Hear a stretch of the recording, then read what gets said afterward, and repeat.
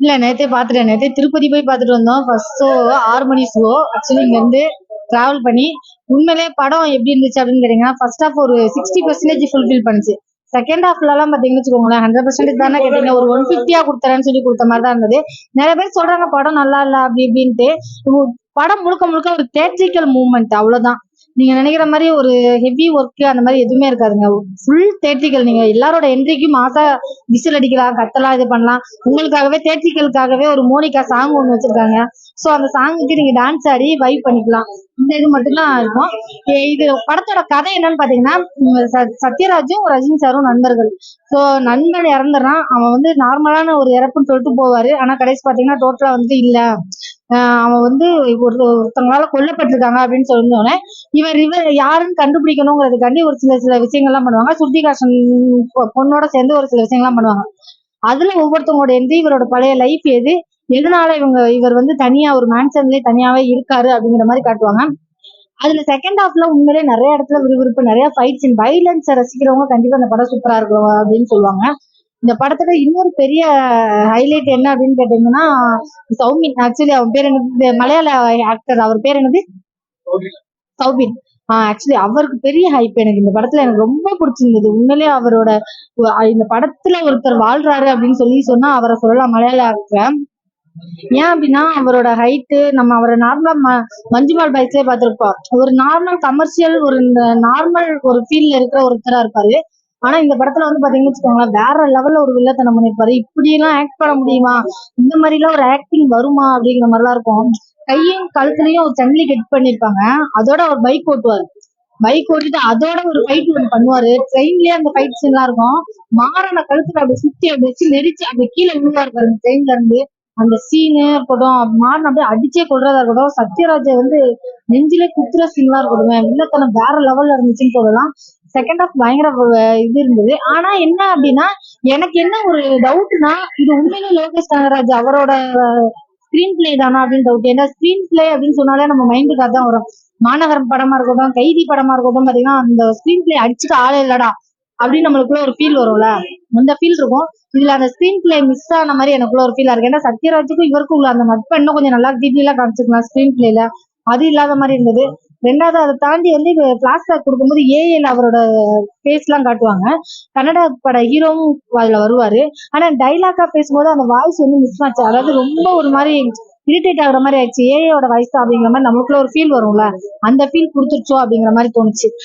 அதை விட இன்னொரு மைனஸ் என்னன்னா, அமீர் கானோட இன்ட்ரோடக்ஷன் மாசா பண்ணிட்டு கடைசி அவரை வந்து முக்க பண்ணிட்டாங்களோ அப்படிங்கிற மாதிரி ஒரு ஃபீல் இருந்தது. அந்த ஒரு விஷயம் வந்து எனக்கு ஒரு பெரிய இந்த படத்தோட டிசப்பாயின்மெண்ட்னே சொல்லலாம். அதுலயே இன்னொருத்தரோட பத்தி பேசணும் அப்படின்னா, கன்னட ஹீரோ, அவர் பேர் வந்து சூப்பர் ஸ்டார் உபேந்திரா. அவரோட இன்ட்ரோடக்ஷன் செம்மையா இருந்தது, எனக்கு ரொம்ப பிடிச்சிருந்தது. அதுல ஒரு பேக்ரவுண்ட் அனிருத் மியூஸ் போட்டிருப்பாரு. எப்பவுமே அனிருத் சார் காப்பி மன்னன், மியூசிக் காப்பி மன்னன் அப்படின்னா அனிருத்னு தான் சொல்லுவான். இதுலயுமே நிறைய நம்ம ஜெயிலரோட மியூசிக் இருக்கட்டும், நிறைய மியூசிக் வந்து அப்படியே கண்டினியூ ஆகிற மாதிரியே இருக்கும். ஆனா கன்னட பட சூப்பர் ஸ்டார் அவரோட இன்ட்ரோடக்ஷன் மியூசிக் ஒண்ணு வரும் பாருங்க, அந்த ஒரு, அதாவது பரதநாட்டியத்தோட கர்நாடிக் மியூசிக் தான் நான் வெஸ்டர்ன்ல மிக்ஸ் பண்ணி பேக்ரவுண்ட் மியூசிக் மாதிரி வரும். அதுக்கு அவர் கொடுத்த ஃபைட் சீன் சூப்பரா இருந்தது. நாகார்ஜுனா உண்மையிலே வில்லனா பண்ணது பயங்கரமா இருந்தது. அவர் நாகார்ஜுனோட ஒரு அதாவது நான் வந்து ஒரு பயங்கர பணக்காரனோட ஒரு வில்லன் அப்படிங்கும் போது ஒரு விதமான டான்ஸ் எல்லாம் பண்ணுவாங்களே, அந்த மூவ்மெண்ட் எல்லாம் சூப்பரா இருந்தது. எல்லாருக்குமே நல்லா கொடுத்திருந்தாங்க. அமீர் கானுக்கு ரொம்ப ஹைப் இருந்தது. சோ அவருக்கும் ஒரு சீன் கொடுத்துருக்கலாம். ஒருவேளை ஸ்டார்டிங்ல வந்து வில்லன் அவர் ரொம்ப ஹெவியா காமிச்சிருக்கலாம், இல்லையா லாஸ்ட்ல எண்டிங்ல ரோலக்ஸ் மாதிரியாவது முடிச்சிருக்கலாம்.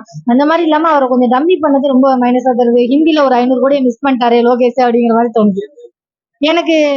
செகண்ட் ஹாஃப்ல வந்து பாத்தீங்கன்னா அமீர் கான் இன்ட்ரோடக்ஷன் அமீர் கானே வேணான்னு உங்களுக்கு வைக்கிறதா நீங்க அவருக்கு ஹைப் கொடுத்து கரெக்டா கொண்டு வரேன். ஏன்னா அவரும் ஒரு சூப்பர் ஸ்டார். இல்ல அப்படின்னா அதை அவாய்ட் பண்ணிருக்கலாம், அதோடய முடிச்சிருக்கலாங்கிறது என்னோட ஒரு விஷயம். அதை தாண்டி நீங்க நினைக்கிற மாதிரி இந்த நிறைய பேர் சொல்றாங்க படம் படுமுக்க பார்க்கவே முடியல அப்படிலாம் இப்படிலாம் சொல்றாங்க. அதெல்லாம் சுத்த இதுன்னு நினைக்கிறேன். அந்த அளவுக்கு எல்லாம் மோசமாலாம் இல்ல, படம் நல்லாதான் இருக்கு. நம்ம லோகேஷ் கனகராஜ் அவரோட எதிர்பார்ப்புகள் நம்மளோட மைண்ட் செட்ல இருக்கும். அந்த ஸ்கிரீன் பிளே கொஞ்சம் கொஞ்சம் அங்கங்க மிஸ் ஆனதுனால இது அவரோட படம் இல்லையோங்கிற ஒரு தாட் ஆஃப் மைண்ட் வருது. ரெண்டாவது, நிறைய ஆர்டிஸ்ட் இருக்கும்போது, பெரிய சூப்பர் ஸ்டாரா இருக்கும்போது நம்ம மலையாள படத்துல ஹீரோவை வந்து நம்ம வில்லனா காட்டும் போது அவருக்கு வந்து ஸ்கிரீன் பிளே, அதாவது சீன்ஸ் நிறைய இருக்கு, அவரோட அந்த வெறித்தனம்லாம் பயங்கரமா இருக்கு, மத்தவங்களுக்கு கம்மியா இருக்க மாதிரி இருக்கணும்னு அது ஒரு டிசப்பாயின்மெண்டா இருக்கு. ரஜினி சாரோட மிகப்பெரிய ஹைலைட்டே பாத்தீங்கன்னு வச்சுக்கோங்களேன், அவரோட படங்கள் எந்த படம் எடுத்தாலுமே, நீங்க பாட்ஷாவா இருக்கட்டும், மாணிக்கமா இருக்கட்டும், எந்த படமா இருந்தாலுமே ஒரு காமெடிங்கிற ஒரு ஜானர் இருக்குல்ல, அந்த ஜானர் கொஞ்சம் மிஸ் ஆன மாதிரி இருந்தது. ஆனா அவரோட ஃபைட் சீன் அடிச்சுக்கவே முடியாது. 75 வயசு அந்த அளவுக்கு ஃபைட் பண்ண யாரால முடியும்? என்னோட கேள்வி என்னன்னா, நாகார்ஜுனாவும் அவரும் ஆப்போசிட்ல உட்காந்து கிளைமேக்ஸ் முன்னாடி பேசுவாங்க. அப்ப அவரை சொலட்டி அடிச்சு டேபிள்ல போடுவார் பாருங்க, அந்த சீன்லாம் நீங்க சூப்பரா இருந்திருக்கும். அதெல்லாம் வேற வைப்புனே சொல்லலாம். அதே சுத்திகாசனோட ஒரு ஒரு ஹாஸ்டல் மாதிரி இருக்கும், அங்க வந்து காப்பாத்துறதுக்கு போவாரு ஃபர்ஸ்ட் ஹாஃப்ல. அந்த சீன் எல்லாம் பாத்தீங்கன்னா செம்ம சூப்பரா இருக்கும். அந்த ஃபைட்ல அடிச்சுக்கவே முடியாது. அது இல்லாம டான்ஸ், 75 வயசு அந்த அளவுக்கு டான்ஸ் ஆடுறது யாரால முடியும்? நம்ம சொல்றோம் அசால்ட்டா, அது நல்லா இல்ல, இப்படி நல்லா இருக்கு, காட்டு மொக்கையா இருக்கு, அதுவா இருக்கு, இதுவா இருக்குங்க. 75 வயசுல அதுவும் அவருக்கு எவ்வளவு ஆபரேஷன் பண்ணிருக்கு, அவர் எவ்வளவு உடம்பு சரியில்லாம போய் எவ்வளவு தூரம் வந்து மீண்டு வந்திருக்காருன்னு தெரியும். அதையும் தாண்டி இவ்வளவு தூரம் நடிக்க வைக்கிறதுங்கிறது ரொம்ப கஷ்டமான விஷயம்னு நினைக்கிறேன். அது அவர் எஃபெக்ட் போட்டு பண்ணிருக்காரு. தயவு செய்து அந்த எஃபெக்ட வந்து ரொம்ப கேவலமா பேசாதீங்கன்னு தான் நான் சொல்லுவேன். எனக்கு எப்படி சொல்றது, ஒண்ணு வந்து தலைவர் ரஜினி சாரு உண்மையிலே, ஏன்னா 75 வயசுல அந்த அளவுக்கு யாராலுமே ஆக்ட் பண்ண முடியாது. ரெண்டாவது, பெஸ்ட் ஆக்டருங்கிறதெல்லாம் தாண்டி பெஸ்ட் வில்லன், தயவு செய்து சினிமால இருக்கவங்க எல்லாரும் யூஸ் பண்ணிக்கோங்க அப்படின்னு சொல்ற ஒரே ஒரு ஆள்னா மலையாள ஹீரோ. உண்மையிலே அவர் ஒரு வில்லனா அவரை மிஞ்ச யாருமே முடியாது. உங்களுக்கு வில்லத்தனத்துல வந்து ஒரு விதமான மாடுலேஷனோட பண்றது யாருன்னு பாத்தீங்கன்னா எஸ்.ஏ. சூர்யா. அவரோட மாடுலேஷன் பயங்கரமா எல்லாருக்கும் பிடிக்கும். அதை தாண்டி இவருக்குன்னு ஒரு தனி மாடுலேஷன்ல ஒரு வில்லத்தனம் பண்றாரு, அது சூப்பரா இருந்துச்சு. 2வது முறை வருவாங்கன்னு தான் தோணும். விக்ரம் விக்ரம் 2 லெவலுக்கு இல்ல பிளாட், இருந்தாலும் 2-3 ட்விஸ்ட் இருக்கு கண்டிப்பா.